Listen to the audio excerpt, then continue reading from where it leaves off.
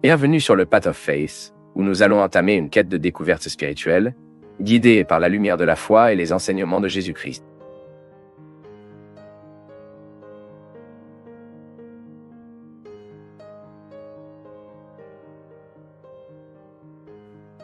Ishmaël était le fils du premier-né d'Abraham avec Agar. Sa mère, Agar, était la servante égyptienne de Sarah, la femme de son père Abraham. Dieu avait promis à Abraham qu'il lui donnerait une descendance très nombreuse, même s'il était déjà plus âgé. Mais Sarah était stéréo, et selon la coutume de sa journée, elle a offert à son serviteur, Abraham, pour qu'un héritier de la famille soit généré. Et c'est ainsi que commence l'histoire biblique d'Ismaël. Et dans cette vidéo, nous comprendrons qui était vraiment Ismaël selon la Bible. À la naissance d'Ismaël, Abraham avait 86 ans. Et à la lumière des textes bibliques, nous pouvons comprendre qu'Abraham aimait Ismaël, et a même demandé à Dieu de le considérer comme son héritier promis. Mais quand Ismaël avait environ 13 ans, Dieu a renouvelé sa promesse à Abraham, qui avait déjà 99 ans. Et encore une fois, Dieu a promis qu'il donnerait à Abraham un descendant de sa propre femme, Sarah, et Dieu a également commandé tous les hommes de sa maison circoncis, comme signe de votre alliance.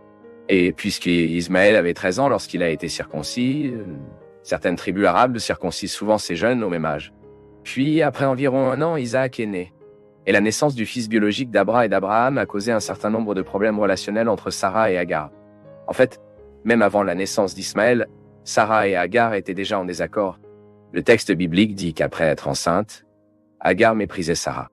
Et à ce stade, Agar avait complètement tort. Car selon les lois de l'époque, un esclave fertile ne pouvait jamais s'opposer à sa femme stéréo. Si cela se produisait, le serviteur spécial qui avait été choisi pour générer l'héritier de la famille pourrait être rétrogradé à l'état de l'esclave commune. Ainsi, selon cette coutume, Sarah avait le droit d'affliger l'Agar en raison de son mépris. En tout cas, Agar a fini par fuir le désert par peur de Sarah. Mais dans le désert, l'ange du Seigneur il est apparu et lui a ordonné de retourner chez Abraham. C'est aussi dans le désert que l'ange lui a dit que le fils qu'elle portait dans son ventre s'appellerait Ismaël. Par conséquent, le nom Ismaël signifie que Dieu entend, parce que le Seigneur a entendu l'affliction de Agar, comme nous le lisons dans Genèse 16:11. Mais le désaccord entre Sarah et Agar a atteint son apogée quand Isaac a été sevré. Lors de la fête de sevrage d'Isaac, Ismaël a fini par se moquer d'Isaac. Celui-ci a été très offensé et a exigé qu'Abraham enverrait Agar et son fils, comme nous le lisions dans le chapitre 21 du livre de Genèse. Mais cette demande de Sarah a contredit les coutumes de l'époque après tout. Selon les règlements de cette époque, Ismaël était un fils légitime non seulement d'Abraham, mais aussi de Sarah, depuis qu'il avait été généré par son serviteur personnel. Dans des cas très extrêmes, le fils d'un gentleman, avec un serviteur, pourrait même être relégué avec une position dans le noyau de la famille, mais il ne pourrait jamais être expulsé.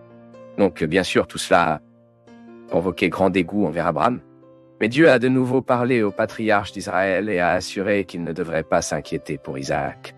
Le Seigneur a assuré qu'il prendrait soin du fils de l'esclave et lui donnerait également une grande descente.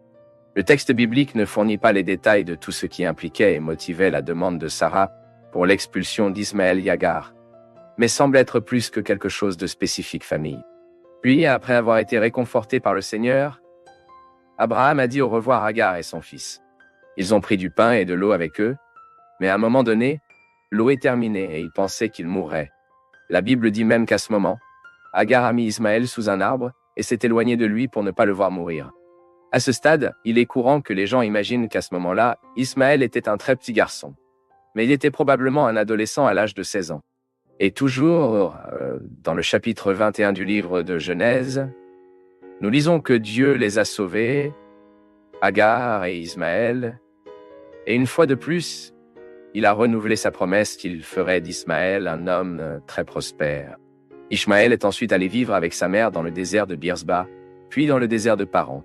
Et bien qu'Isaac ait été laissé comme le seul héritier d'Abraham, Ismaël et les autres fils d'Abraham, en dehors de son mariage avec Sarah, ont profité de lui. Cela signifie que le fils d'Agar, Ismaël et les fils de Kétura, tous ont reçu des biens matériels du patriarche. Et bien qu'il y ait eu ce désaccord entre Ismaël, Isaac, Agar et Sarah, après les adultes, la Bible n'enregistre plus de désaccord entre Ismaël et Isaac. Même les deux apparaissent dans le texte biblique de Genèse dans le chapitre 25 comme ceux qui sont responsables de prendre soin de l'enterrement d'Abraham et de Macpéla. La Bible conclut l'histoire d'Ishmaël déclarant qu'il est devenu un grand chasseur. Il était très qualifié d'arc et de flèches, et d'Agar cherchait une épouse égyptienne pour Ismaël, et avec elle, il avait 12 enfants et une fille. Plus tard, à la lumière des chapitres 28 et 36 du livre de Genèse, nous pouvons comprendre que la fille d'Ismaël épousait Ésaü, fils d'Isaac. Les noms des enfants d'Ismaël sont cités dans Genèse, chapitre 25, entre les versets 13 et 15. Et la plupart de ces noms sont mentionnés dans d'autres passages bibliques, en tant que famille tribale d'une certaine influence à l'époque. Même les descendants d'Ismaël sont généralement identifiés dans la Bible comme des Ismaélites. Ils se sont organisés dans 12 tribus, qui vivaient dans des camps mobiles, dans le désert du Sud.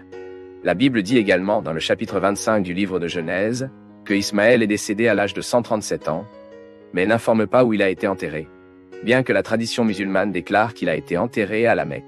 Enfin, dans le Nouveau Testament, Ismaël est mentionné en particulier par l'apôtre Paul. Le chapitre 4. Au fil du temps, le nom Ismaël est devenu relativement courant. Donc d'autres personnes sont mentionnées dans la Bible du nom d'Ismaël. Il y avait par exemple un descendant du roi Saul et du prince Jonatas appelé Ismaël. Il y avait aussi un haut officier sous le règne du roi Jéhoshaphat, et le fils d'un prêtre de l'époque d'Ezra. Mais parmi toutes les personnes mentionnées, outre le fils d'Agar, le plus connu d'eux était le fils de Néthanias, qui était membre de la maison royale de David. C'est parce que, à l'époque de l'oppression des Babyloniens contre les Juifs, c'est cet Ismaël qui a tué Gédalias, le gouverneur de Juda nommé par Nabuchodonosor. Comme nous le lisions dans le deuxième livre des rois, au chapitre 25, et aussi dans le livre du prophète Jérémie, parmi chapitres 40 et 41. Ensuite, pour terminer notre étude de l'histoire d'Ismaël dans la Bible, nous pouvons mettre en évidence certains points principaux. Ismaël n'était pas le fils promis de Dieu à Abraham, mais Dieu a quand même pris soin de lui. C'est le Seigneur qui a choisi le nom d'Ismaël et l'a destiné à la grandeur, bien qu'il soit en dehors de l'alliance. Ensuite, Ismaël a eu la chance d'avoir une grande progéniture, qui a également été organisée dans une structure tribale de 12 clans, ainsi que des descendants d'Isaac. Le caractère d'Ismaël a également été décrit par Dieu, afin de souligner la vie nomade de sa descente et l'opposition que son peuple ferait aux enfants de l'Alliance. Même au fil du temps, les descendants d'Ismaël ont rejoint les Midianites, qui étaient également des descendants d'Abraham à travers Kétura.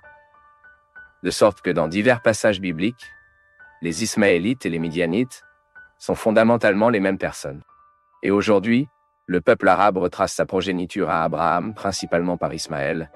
Et enfin, d'une forme plus large, l'histoire d'Ismaël dans la Bible va bien au-delà d'une biographie personnelle.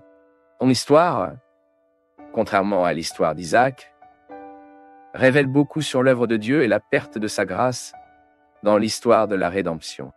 Ismaël était la naissance naturelle de la relation de deux personnes fertiles, Abraham et Agar. Isaac, en revanche, était la naissance surnaturelle qui a révélé la grande puissance de Dieu, qui a amené une stéréo à 90 ans à générer un enfant. Et cela aide à expliquer la citation indirecte d'Ismaël dans le Nouveau Testament, le plaçant comme une figure de celui qui naîtra selon la chair, contrairement à celui qui est né selon l'esprit.